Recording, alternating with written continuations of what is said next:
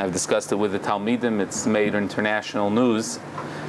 And I want to ask some tough questions that I asked the boys in the daily shir as well, and maybe see what the avodah of Chanukah is all about in regards to this particular story. There was a tremendous Kiddush Hashem that was created by a fellow young Rebbe. I don't even know if he's 30 years old. His name is Rabbi Murov. Rav Ami joked he's a tikkun for Madoff. What Rabbi Murov did was he found $98,000 in a desk that he had bought on Craigslist for $150, and it's become an international story. He said he didn't think twice, and he immediately returned the money that he had found. It was hidden in the desk. He tried to get the desk through a door, and it didn't go through. He opened it up, and sure enough, there was a bag of $98,000 in cold cash. He spoke at the Aguda convention, and Rabbi Murov said, "This is not my Kiddush Hashem." He said, "It's our Kiddush Hashem." 99% of all religious Jews would have done the exact same thing as what I did. By the way, it takes a lot more money to reach numbers that Madoff did, but definitely as a start to as a tikkun, it was a tremendous Kiddush Hashem. Is it so pashut? Is Rabbi Murov being danos l'kav schus?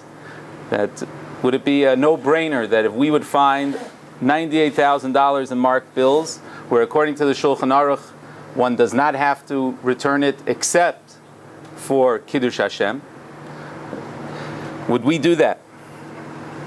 I had a story, a much smaller magnitude, I mentioned to the Talmidim, that I once had the opportunity to make a Kiddush Hashem, that there was a cashier that made a mistake, rung me up for $200. She thought it was a sales item, and it was really $300. And I pointed it out to her. I was hoping that she would give me a discount. No, she rang it up. I was in Cleveland at the time. She rang it up for $300. I paid it. 2 days later, I was about to get on a plane. This is a funny story. I wouldn't believe the story if it didn't happen to me. I got onto the plane, and I was flying back to Eretz Yisrael, and I get to my seat, and there's this big burly Israeli fellow sitting there. He says, "You sitting here?" So I said, "Yeah, I think so." So he pulls out a crisp $100 bill, and he says to me, "Take this $100, don't ask anything, go sit over there." So I took the $100. I think I would have done it even if he hadn't offered me the $100. But I take the $100. It's a great idea, by the way, if it's a flight that's not full, and the most important thing to you is to spread out. So get on a flight that's not full, bring two $100 bills, and pay the guys that are supposed to be sitting next to you off. And it's cheaper than flying business class. That's exactly what he did. He paid me off, and that was the exact $100 that I had returned to the cashier. 2 days later, I had it back in a crisp bill back in my pocket. Actually, the story doesn't end there. I looked at the ticket afterwards, and he had sent me to my exact seat. I had made a mistake. I thought I was supposed to sit next to him. He sent me to the seat. So I went back to him. I said, "To mekachtos. I'm not even entitled to this $100. So he said to me, "I'm spread out. I brought $200 for this. You don't say anything. I'm not saying anything. Hold $100,000." That was it. So HaKadosh Baruch Hu pays back for someone who's a Mekadei Shem Shamayim. Although HaKadosh Baruch Hu only trusted me with $100. He didn't trust me with $98,000. Would we make such a Kiddush Hashem? And I think at the core of the question is not just simply the issue of Kiddush Hashem per se, but the essence of the type of people we are developing into. I want to share with you 3 ideas in regards to Chanukah, 3 tzarech iyuns, if you will, about Chanukah, and then ask ourselves if we're really internalizing what Chazal wanted us to internalize when it comes to the Neis HaPach HaShemen. There's a wild gematria. The Bnei Yissaschar writes that the gematria of Yosef is, you can't guess this one, you got to be a Bnei Yissaschar team is Antiochus, correct, Antiochus. What in the world? And the Bnei Yissaschar Kedarka B'Kodesh, he says a lot of Kabbalistic words before, a lot afterwards, and all you come away with is Yosef is gematria Antiochus. So what does that mean? I don't know what the Bnei Yissaschar was exactly driving at, but what does that mean? Yosef is gematria Antiochus. A more straightforward question. Chazal say that there's a concept when the majority of the utensils of the temple are tamei, are defiled, we have a rule, tumah hutra b'tzibur. So the Nes of Chanukah al pi halacha didn't have to happen. They could have used the pach hashemen as tamei based on the rule of tumah hutra b'tzibur. Why didn't they? The whole Nes came about, points out both here the Hasidic world and Litvish world say the same thing. The Beis Halevi, the Chidush Erim all developed this idea. The Nes didn't have to happen at all. Could have relied on tumah hutra b'tzibur. Not only that, they could have diluted the oil, that the oil could have lasted for 8 days and 8 nights. The oil that they used in the Mikdash was very, very thick. But they didn't do that. So what does it mean, Yosef's Gematria Antiochus? Why did the Chashmonaim not use the concept of tumah hutra b'tzibur? And why didn't they dilute the oil? There's a famous historian. His name is Will Durant. Will Durant describes the essence of Yavan and the challenge of Greece, not so much from the perspective of Yadus and the perspective of Avodas Hashem, but actually what Greece represented to the civilized world. If you think about it, the source of all liberal education, the source of the value of aesthetics, which we believe in on a certain level, finds its roots in Greece. The source of aesthetic, the source of beauty, finds its makoros in Yavan. The difference between Sion and Yavan is only the tzaddik. But in Sion is also Yavan. Yaf Yefusa shel Yefes ba'alei Shem. There's a concept of aesthetic also in Avodas Hashem as well. And that was exactly the challenge of Yavan. It was Chochma Bagoyim. There was a tremendous value. But that value came into clash with the essence of what we believe in. Kiner Hashem Nishmas Adam. There's a light that we have inside of us in our neshama that goes above and beyond what we could feel and what we could touch. Durant develops from a scholarly perspective, from a perspective of aesthetics, that the core of Greek value was viewing aesthetic just simply in what you could feel and what you could touch. And that was the struggle between the Chashmonaim and the Yevanim. The struggle between them was whether there is a hidur, there is a beauty that goes above and beyond the physical world. What is our definition of beauty? Say the Chashmonaim, if now we are not going to point out that our definition of beauty starts with Ruchnius and then works its way outwards and not vice versa, so then in such a case we're going to compromise on the essence of Zekeli Vanveu, the essence of what the Mikdash is.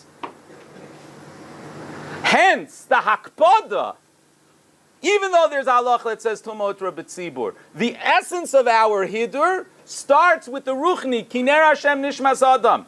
Rav Nevinsal Shlita goes a step further.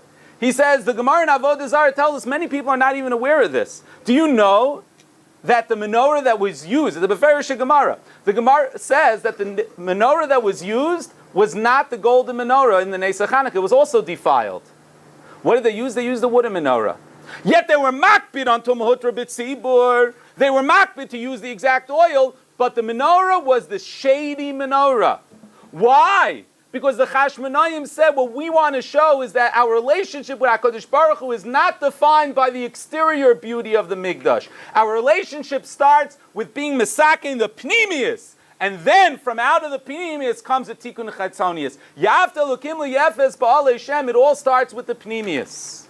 And hence we wanted to show our beauty is defined by something that's inherently internal. And that's what the Neros represent. Yosef HaTzadik has both. Yosef HaTzadik has that beautiful outside and that beautiful inside.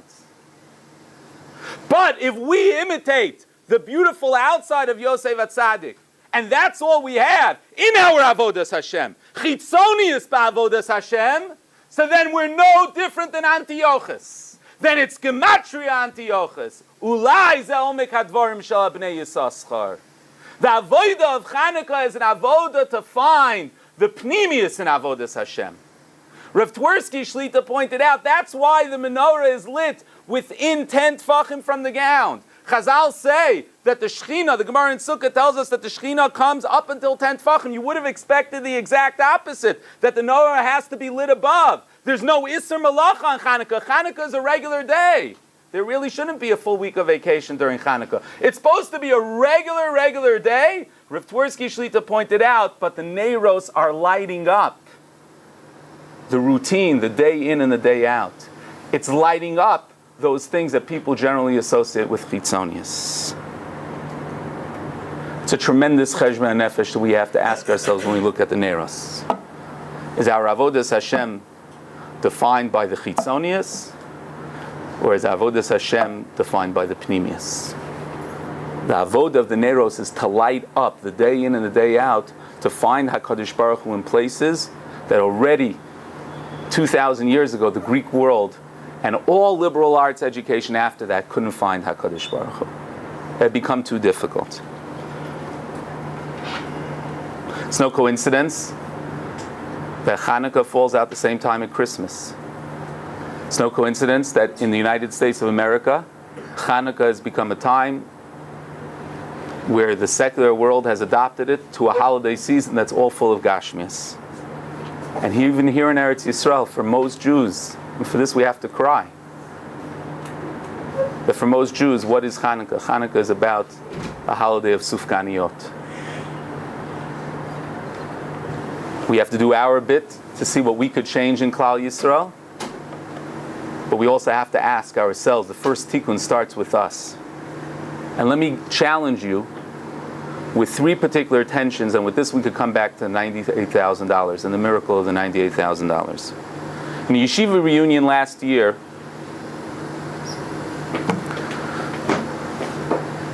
there was a meeting. Rav Bina Bigadluso called to suggest that we have question and answers with guys about their tensions that they're feeling in college.